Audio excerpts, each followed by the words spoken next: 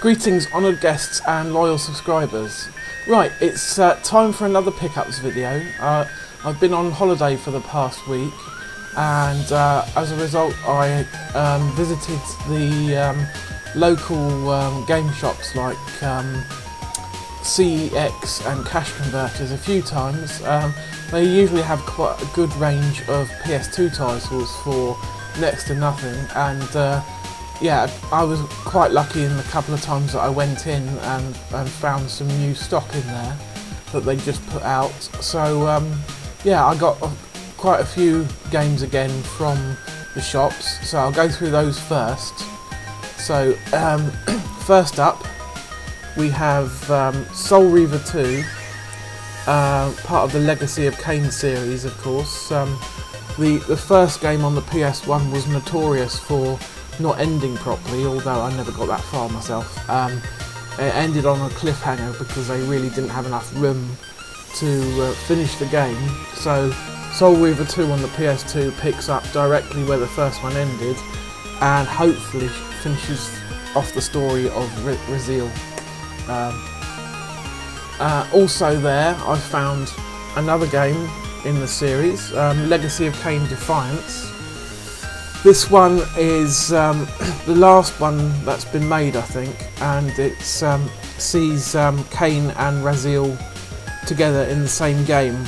I think you alternate between playing as each one. Excuse me. The next game is Hot Wheels Stunt Track Challenge, and the reason I picked this one up is because my friend was a programmer on it, and as a result, my name is also in the manual under the yeah, special thanks section. Yeah, so it's not the best game I've ever played. There was another Hot Wheels game that came out before, Burning Rubber, I think it's called, which I prefer because this one, as the name would suggest, has an emphasis on stunts, and I prefer the racing. The next one was a bit more expensive, bit more of a recent title, and that was Borderlands, the pre-sequel for the Xbox 360. Now I know this has just been put out on the next gen systems as part of the Handsome Jack collection, but I didn't really want to have to buy Borderlands 2 again just to get it, and really there's not much difference. So that was £12, not bad. And the final one from CEX is Star Wars Jedi Starfighter. I owned this way back when it came out and I enjoyed it a lot. It's a bit dated now, of course, but still, decent 3D space shooters are fairly hard to come by on consoles, so that's one that's worth checking out, especially if you're a fan of Star Wars. The next lot are ones that I ordered on eBay. First of all, I've recently been playing the Baldur's Gate Dark Alliance games, and I wanted more of games that were similar. So the first one I've got is for the original Xbox, and that is Dungeons and Dragons Heroes, which is very similar to Dark Alliance. I've only played the first half an hour or so just to check it out. After I'm finished with Dark Alliance 2, I shall probably move on to this. It's cost a £5, so a bit more pricey than the rest of the games here so far, but worth the money, I think. Now the next one I ordered is a direct result of having found the other two Legacy of Kain games. Of course, that it meant that I had only one missing in the series, so I decided to fill that gap. It's the GameCube version, because when I looked at the PS2 copies that were available on that day, they were a bit more than I wanted to pay, but the GameCube version was only £1. Of course, it may turn out there's a good reason for that, and the GameCube port is not very good, but I have fairly good faith that it's pretty much the same, hopefully.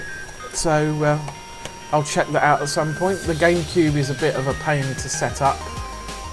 Well, if I want to capture, I have to go through the Wii, which is a pain. The GameCube in itself is not that bad to set up, so I might just check it out on there first before capturing anything.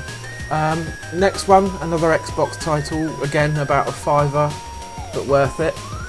Crimson Skies, High Road to Revenge. It's supposed to be a very good game. I haven't even put this one in yet, but I should probably check this out this afternoon.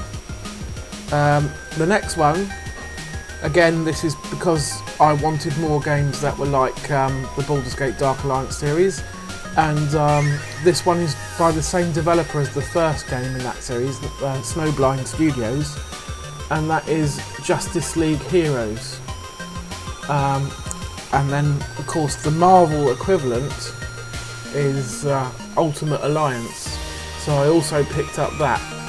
Now, the Xbox 360 or PS3 versions are probably better than this PS2 version, but they were a lot more. We're talking about 20 quid versus a few quid. So I went for that one. I have checked out the beginning and it seems perfectly adequate, so I'm not too worried about not getting the 360 one for that.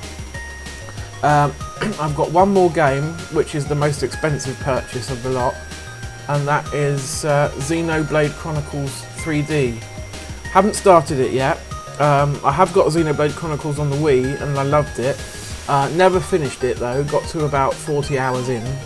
The reason I haven't put this one in yet is I know that the opening few hours is mainly just story and tutorial stuff, and will take a while to get through. So once I've got past that and into the open world gameplay, it'll get much better. But yeah, it's I think it's a shame in a way that this only works on the new 3DS, because it kind of limits the amount of copies that they can sell. I can't imagine there's too many people with a new 3DS versus the old one, and I hope that doesn't send Nintendo a negative message that we don't want future games in the Xenoblade Chronicles series, because we most certainly do. It looks like X on the Wii U is coming out though, so that shouldn't affect that too much. The last thing isn't a game, but it is game related. Quite a way back now, I think about halfway through last year, they did a Kickstarter campaign for the Best of Classic Game Room, which I funded, and I got the DVD version here, and it's very good. I've already watched the whole thing. I would recommend picking up a copy, and with that I got the bonus movie, which is the rise and fall of the internet's greatest video game review show, because Classic Game Room, or Game Room as it was first known, was around 1999 to start with, in the very early days of video on the internet, and it was actually funded by a company, but they ran out of money and it failed essentially. But of course, Classic Game Room was revived and is still going strong on the internet today. So that's everything. Yeah, let me know what you think of that lot, and if there's any other sort of old PS2 games along the same lines as Dark Alliance, be sure to let me know in the comments and I'll check them out. In the meantime, I'll be back soon, probably with that Baldur's Gate Dark Alliance PS2 Tuesdays episode that I've been promising for a while. I just need to finish off Dark Alliance 2 this week, and then I will put that together. So that will most likely be the next bit of content you see from me on RMGB TV. In the meantime, take care.